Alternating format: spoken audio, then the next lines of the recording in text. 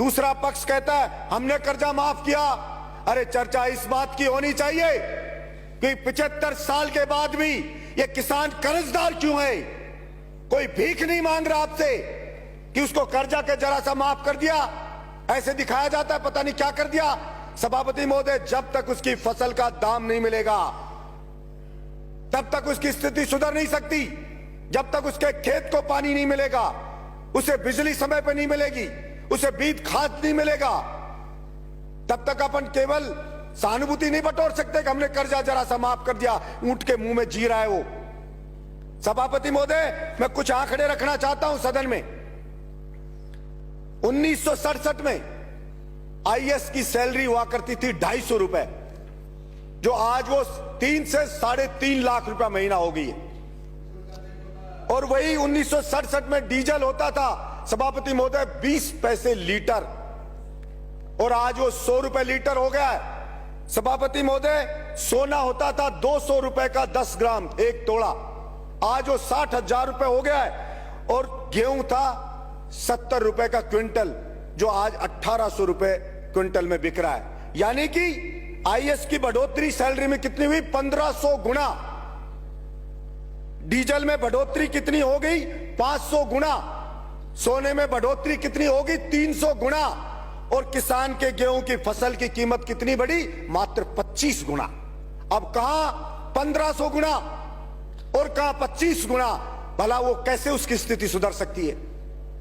हर चीज की महंगाई बढ़ गई है, कृषि के उपकरण है उनकी महंगाई बढ़ गई है, लेकिन उसकी फसल को नहीं खरीदती सरकारें। अब गेहूं पे 10% बढ़ाइए, 200 ये कह दिया 2110 रुपए। सभापति महोदय, हमारे मंत्री जी हैं, खुद किसान हैं, वो जानते हैं कि खर्चा गेहूं पे 1 बीघा का खर्चा किसान का आता है 1800 रुपया बीघा पे आता है। 18 जैसे एक जो क्विंटल पर 1800 और 18,000 रुपया 1 बीघा पे आता है। मात्र 10 क्विंटल के लगभग गेहूं पैदा होता है।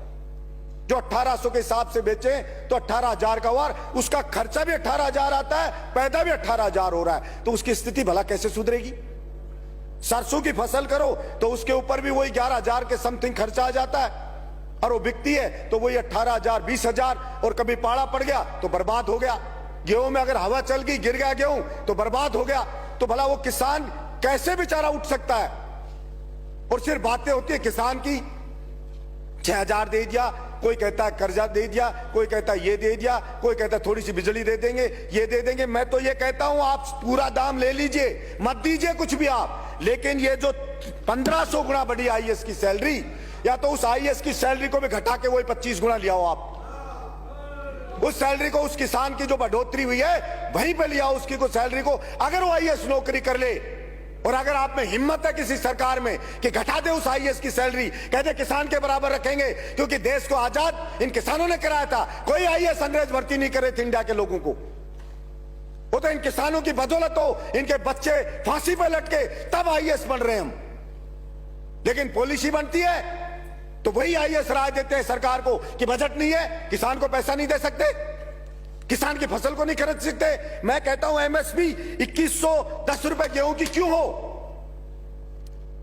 इसकी एमएसपी उतनी करो ना जितनी उसकी गुजारा हो उसका, लेकिन उसमें कोई चर्चा नहीं होगी और कोई पैसा मिलेगा नहीं। और ये किसान सहन शक्ति है बेचारे की, सहन करे जा रहा सहन, ये उसकी ग्रेटनेस है कि वो सहन कर रहा है और मेरा देश महान कह रहा है। अब फौज में जाता था सभापति महोदय, उसका बेटा एक्सरसाइज करता था, फौज की भर्ती भी बंद कर दी है। पुलिस में जाता था सभापति महोदय, दौड़ भाग करता था, खेत में काम करता था, फिजिकल फिट होता है, मजबूत होता है, बहादुर होता है, दौड़ भाग करके पुलिस कांस्टेबल बन जाता था। कोई मिलिट्री में जाके, अब मिलिट्री का भी बन, पुलिस कांस्टेबल में आईएएस जैसा पेपर पकड़ा देते हैं। उसकी फिजिकल फिटनेस को कोई देखते ही नहीं है। अब उसमें पेपर में कौन सेलेक्ट होता है? वही जो ट्रक चलाने वाला खरीद के 10 लाख मिलाया वो सेलेक्ट हो जाता है। इसलिए सभापति महोदय, मैं आपके माध्यम से सरकार से गुजारिश करता हूं कि केवल किसान किसान बात करने से नहीं होगा। वास्तव में आज किसान को सबसे ज्यादा न्याय की जरूरत है और उसके साथ हमें न्याय करना पड़ेगा। नहीं, वो किसान के बच्चे जो अंग्रेजों से लड़े थे, जिस दिन उसने ठान लिया उस दिन फिर आप सोचना क्या हाल होगा। इसलिए मैं समझता हूं उठा उठा के फेंक देंगे और होगा क्या, मूली की तरह पाड़ पाड़ के फेंक देंगे आपको, और क्या होगा, ये होगा। इसलिए कभी कभी उस किसान की हिम्मत को न ललकारे सरकार कि वो लड़ नहीं सकता या अपना हक हासिल नहीं कर सकता। वो तो अपने देश में आस्था रखता है, तो सहन करे जा रहा है। और ये सभापति महोदय, मैं बात करूंगा जैसे आवारा पशुओं की, ये एक बड़ा आंदोलन इन आवारा पशुओं के लिए भी होगा। किसान की फसल को खा रहे हैं ये रोजड़े, सुअर, आवारा। और मैंने पहले भी कहा, अरे आदमियों की नसबंदी करते हो, इनकी नसबंदी करके ही रोक दो। हम छोटे बच्चे थे तो बछड़ों की नसबंदी करवाता था किसान।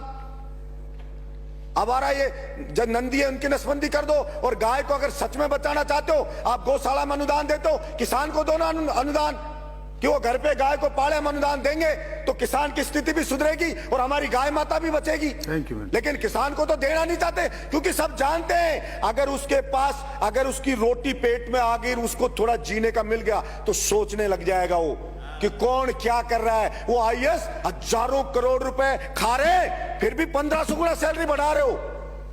जाके देखो एक आईएएस बनता है तब क्या घर होता है उसका, और 5 साल बाद देखो उसके बच्चे मर्सिडीज में घूमते हैं, विदेश में पढ़ते हैं। क्या कभी सरकार ने पूछा है कि कहां से आ गया है पैसा? फार्म हाउस है बड़े बड़े, और बड़े बड़े मंत्री जाते हैं और जाकर फार्म हाउस में उसके पार्टी करके आ जाते। कभी पूछा किसी ने कि ये कहां से लिया आया? लेकिन कोई नहीं पूछा जाता। इसलिए मैं आशा रखता हूं कि किसान के ऊपर रियल में कोई उसकी दशा सुधारने पर निर्णय होगा। धन्यवाद सभापति।